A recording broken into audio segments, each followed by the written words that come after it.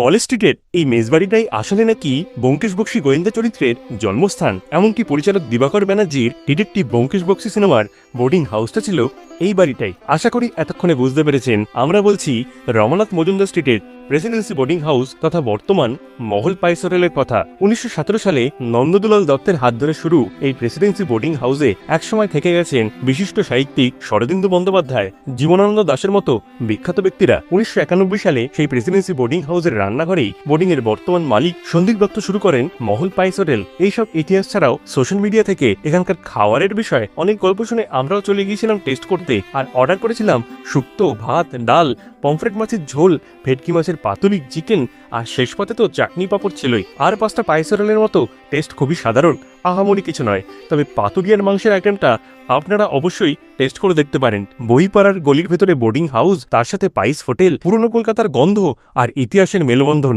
সবকিছুই পাবেন এই মহলে এলে। সবশেষে আপনারা এখানে খেয়ে থাকলে আপনাদের মতামতটা কমেন্ট করে জানাতে ভুলবেন না যেন।